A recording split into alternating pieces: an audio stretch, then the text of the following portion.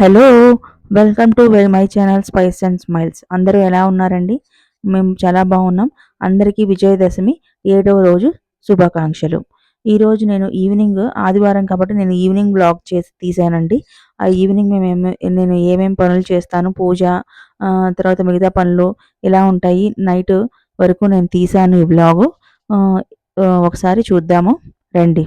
ముందుగా నేను ఈవినింగ్ పూజతో ప్రారంభించానండి. పూజ చేసుకున్నాను. నార్మల్‌గా దీపం వెలిగించి, కడ్డీలు ఎలిగించి, తర్వాత హారతిచ్చి నార్మల్‌గా పూజ చేసుకున్నాను. మార్నింగ్ నేను ఇవాళ అమ్మవారికి శనగలు ఉడకబెట్టేసేసి తాలింపేసి గుగ్గిలుగా నేను అమ్మవారికి ప్రసాదం పెట్టానండి ఈరోజు. ఇవాళ ఆదివారం కాబట్టి అందరూ ఇంట్లోనే ఉన్నారు. పిల్లలు, మా హస్బెండు. సో, కొద్దిగా తొందరగా అయిపోతుందని నేను ఈ విధంగా చేసుకున్నాను.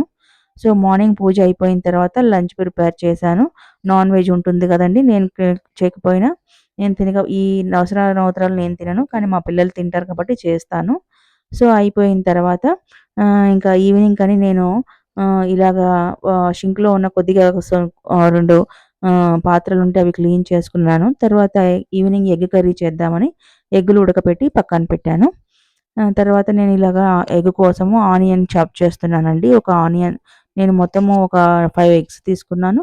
ఆ 5 ఎగ్స్‌కి ఒక 2 మీడియం సైజ్ ఆనియన్ తీసుకొని, పచ్చిమిర్చి తీసుకొని, దాన్ని సన్నగా చాప్ చేసి, ఒక పాత్ర తీసుకొని ఆయిల్ వేసి అది హీట్ ఎక్కిన తర్వాత కొద్దిగా ఆహ్, ఆవాలు, జీలకర్ర, కొత్తిమీర వేసి, ఆనియన్ వేసేసి ఇలాగ ఉడకబెట్టానండి.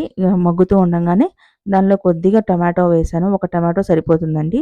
ఒక టొమాటో వేసేసి అవి కొద్దిగా మగ్గిన తర్వాత ఎగ్స్ వేసి, ఉప్పు, కారం, పసుపు వేసి అవి కొద్దిగా మగ్గనివ్వాలండి. అలా మగ్గిన తర్వాత కొద్దిగా కొద్దిగా చింతపండు తీసుకొని, ఒక చిన్న నిమ్మకాయ సైజ్ అంత చింతపండు తీసుకొని వాటర్‌లో నానబెట్టుకొని, తర్వాత అది చూసారా ఇక్కడ బాగా మగ్గిన తర్వాత టొమాటో, ఆనియను, ఈ ఎగ్స్ మగ్గిన తర్వాత ఇంక మనము చింతపండు గుజ్జు వేసుకొని కొద్దిగా ఈ టైంలో కొద్దిగా ఉప్పు, పసుపు చూసుకోవాలండి.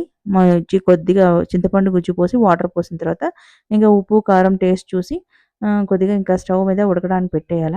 ఇలా బాయిలింగ్ అవుతూ ఉన్నప్పుడు కొద్దిగా ఒక స్పూన్ ధనియాల పొడి వేయండి. ధనియాల పొడి వేసి బాగా మరగనివ్వండి.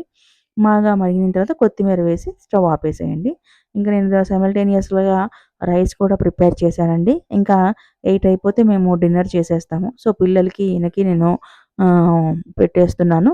ముందే రైస్ పెట్టేసేసి పిల్లలకి కొద్దిగా ఎగ్గేసేసి కలిపేసిస్తే వాళ్ళు తింటున్నారండి. ఆ తర్వాత మా హస్బెండ్‌కి కూడా అన్నం పెట్టిచ్చేసాను. సో, అయిన తర్వాత ఇంకా నా డే ఎండ్ అయ్యేది డిష్ వాషర్‌తోనేనండి. ఇలాగా వాళ్ళు అన్నం తినిన తర్వాత మిగతా పనులన్నీ పాత్రలన్నీ క్లీన్ చేసుకొని తొలిపేస్తానండి వాటర్‌లో. డిష్ వాషర్‌లో పెట్టేటప్పుడు కొద్దిగా అన్నీ క్లీన్ చేసుకోవాలా. క్లీన్ చేసి వాటర్‌తో తొలిపేసేసేస్తే ఇంక డిష్ వాషర్ పెట్టుకుంటే నాది డే ఎండ్ అయిపోతుందండి. సో, ఇక్కడ నేను ముందుగా పిల్లలకి అలాగా అన్నం కలిపిచ్చేసాను. అన్నము ఒక ఎగ్గేసి కలిపేసిస్తే ఇంకా వాళ్ళే తినేస్తున్నారండి. సో, తర్వాత ఇలాగ కలిపి ఇంకా మా హస్బెండ్‌కి కూడా పెట్టేసాను.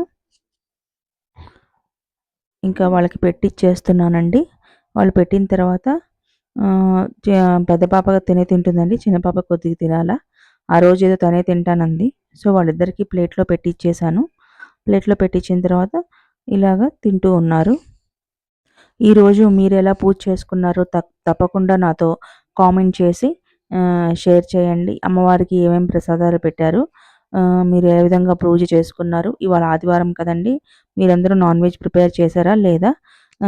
మీ ఇంట్లో ఎలా సెలబ్రేట్ చేసుకుంటారు? ఒకసారి నాకు కామెంట్ చేసి షేర్ చేయండి. ఇక్కడ పిల్లలిద్దరూ తింటూ ఉన్నారండి.